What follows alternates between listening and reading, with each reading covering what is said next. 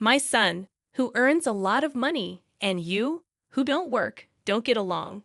My son and I want to live here now, so please leave right away. One day, when my husband, who usually stays in his room, was out, the intercom at my house buzzed a lot. When I opened the door, my mother-in-law was there, looking excited. Surprised by her sudden visit, I asked, "Hello, mother-in-law.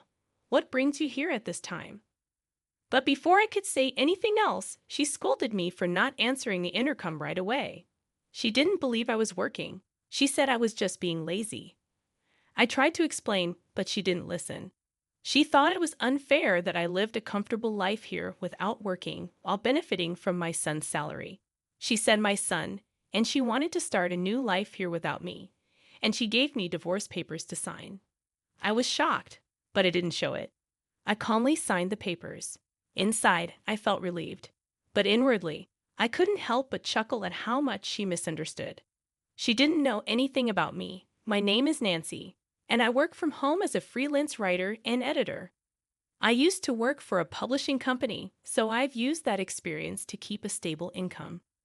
Even when I worked at the publishing company, it was normal to work late or on weekends, but the pay was good, and with salary bonuses and rewards from copyrights, I saved a lot. Despite the ups and downs of freelancing, I've been able to live comfortably. I met my husband Dylan while we both worked at the publishing company. He was an aspiring writer, and I supported his passion. Eventually, our appreciation for each other turned into love, and we got married. At first, our marriage was fulfilling. We supported each other's careers. After we got married, I switched to freelancing from home. Until then, I believed that both my husband and in-laws understood and appreciated my work and income. But over time, it seemed like they misunderstood my work more and more.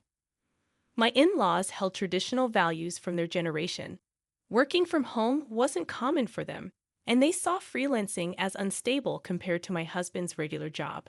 So they didn't value my work as much. Additionally, Dylan began boasting to his parents about his success as a renowned writer. Because of this, my in-laws' cold attitude towards me intensified. Every time we met, they'd make sarcastic remarks like, "Oh, well, look, it's Nancy, who doesn't seem to work much. What brings you here today? Looking for a job recommendation?" I tried to reassure my mother-in-law about our financial situation, saying, "If you're concerned about our living expenses, I apologize, but I'm earning well, so there's no need to worry." But she responded sarcastically, implying that I should be more grateful to Dylan, because without him, I'd be in trouble. My mother-in-law had traditional values from her generation, where women typically managed the household while men worked outside. Seeing me work from home, she likely assumed I was avoiding housework. This story highlights the differences in generations and cultures, as well as the misunderstandings and challenges within a family. Mother-in-law, freelancing means that you can earn a good income even without going to an office and working from home. Nowadays, with technological advancements, we can work from anywhere, and my job falls into that category. However, my mother-in-law responded angrily, accusing me of talking back and calling me an unpleasant daughter-in-law. She insisted that it wasn't natural for a young woman to spend her days messing around with a computer at home. These kinds of conversations have been happening more often lately, and I was honestly getting tired of it. I bit back my retort, thinking, not this topic again. In reality, I was the main breadwinner and handled most of the housework, but I didn't say it out loud. At first, her complaints only came up when Dylan wasn't around, but recently, she'd been openly criticizing me, especially during family dinners at her house. It felt more like a session to criticize me than anything else.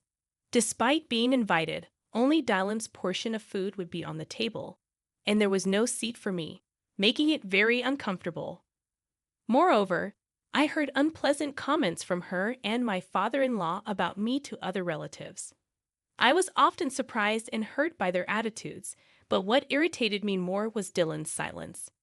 They saw Dylan as a successful author and relied on him for money, often asking him to buy things. This was funded by the money I earned. Initially, it was a small amount, but lately we were spending almost $2,000 monthly for his parents. I decided to talk to Dylan about it. I told him I wanted him to stop giving my earnings to his parents without asking me first. But his response was colder than I expected. He said, "You're earning money while relaxing at home, right? It's easy money. So why not let my parents use a bit of it?" I was shocked by his words. It felt like the last straw. I felt betrayed, confused, and sad. Even though we faced challenges with his parents and our different backgrounds, I believed Dylan was on my side. That reassurance shattered with his words. Dylan, who I thought understood my feelings and efforts, ended up joining those who mocked me behind my back. I remembered our first date, when he passionately talked about his work, shared dreams, and values. I was drawn to his enthusiasm and sincerity, but lately he seemed to have forgotten his dreams and passion, spending his days aimlessly, often engrossed in games. This was completely different from the person he was when we first met. Games aren't inherently bad, but his obsession made him neglect his passion for writing, which saddened and angered me. I started questioning if I should continue my future with Dylan. If our relationship continued, what would become of my life? Even when I tried to imagine a future with him, I could only see a bleak future. So I decided to divorce him and secretly began looking for a new place to live. I searched online for apartments suitable for singles and visited a few properties for viewing. I focused on apartments with a quiet living environment and strong security. Finally, I decided on one property. One day, when Dylan, who usually played games in his room, was out, my mother-in-law visited. I was surprised by her sudden visit, so I opened the door without waiting. She sat on the living room sofa and bluntly said, "Nancy, you should leave this place." I was too shocked to respond. "What are you saying all of a sudden?" I asked. "Isn't it obvious? You're bad at housework, and even after Dylan became a popular author, you haven't changed. Above all, you can't even work properly," she said. "But I've told you many times that it's a misunderstanding, haven't I?" I tried to explain, but my mother-in-law interrupted me, smiling gently. "I plan to live here and support. Dylan taking care of him is much better than looking after that noisy old lady." "By noisy old lady, do you mean Dylan's grandmother?" "Yes, that woman who is technically my mother-in-law. Even though I've done so much for her, she always finds fault, shows no gratitude, and I'm fed up. If I live here, I can take care of Dylan, and he can focus on his work without any hindrance. Isn't that wonderful?" With that, she pulled out a piece of paper from the envelope she held. "So, would you please leave this house immediately?" As I listened to her words, I accepted the divorce papers she held out. They had been signed by Dylan. "Did Dylan really sign this?" I asked. "A little while ago, I suggested to Dylan that it might be better for both of you to get a divorce. It seems he was fed up with you too because he signed it without hesitation," she said with a playful tone. Everything that followed happened so quickly. I took my pre-packed bags and promptly decided to move to a new apartment. During the move, I also managed to file the divorce papers, and a new life began. My new life was smoother and more comfortable than I had expected. My small apartment had only essential furniture and appliances, and its simplicity seemed to boost my focus. I was free from complications, and each day was calm and peaceful. I'd wake up to natural light streaming in through the window and the sound of birds chirping in the distance. I could get up whenever I wanted, eat breakfast, and plan my day. When I started working, I'd get so engrossed that time would fly by. It felt heavenly not having to worry about the gaze and expectations of Dylan and my parents-in-law, and to be able to work at my own pace. One day, as I was engrossed in work at my desk, my smartphone vibrated. It was a call from Dylan. I hesitated but decided to answer. "Nancy, please come back right now," a desperate Dylan pleaded. "Why would you want me to come back all of a sudden?" I asked. To be honest, my parents found out I lied about being a popular author. I'm under immense pressure now. They're even talking about moving in, expecting to live off my earnings. So please, can you come back? "I see. But returning isn't that simple." You chose to sign the divorce papers, didn't you? So did I. We're not on the same path anymore. So deal with your issues yourself. It's none of my business, I responded firmly. His voice was a mix of desperation and sadness. But I believe we should be together. Please come back. We've chosen different lives now, I said firmly. I could hear Dylan taking a deep breath on the other end. I understand.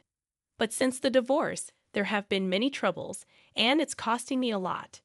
I need assistance with expenses like the care fees for our parents and compensations for the chaos it caused.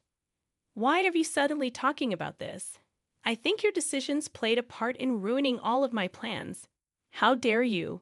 Remember when we were married? How you and your parents mocked me? I didn't want to say this, but now you seem like an enemy. Your financial troubles arise because you don't work properly. Find another way to sort it out. I wish you wouldn't rely on me for everything, I said, feeling a mix of frustration and anger. With that, I ended the call. Despite numerous subsequent calls from Dylan, I blocked him and changed my number. A few months later, I happened to pass by where his house used to be. Instead of his house, there was now just an empty land. A nearby resident told me about the recent disputes at his place, with the police getting involved at times. The neighbor's words seemed to contain all the emotions of the situation. You must have gone through a lot too. There must have been a lot of turmoil leading to the loss of his house. I stood there for a while, reflecting on our past. The unexpected outcome might be some kind of karma. Dylan's little lie had such a significant impact, more unbelievable than any story he might have written. From then on, I pledged to myself to live honestly, expressing my feelings and thoughts without lies or pretense, no matter how challenging things get. I recognized the importance of conveying the truth and cherishing genuine feelings.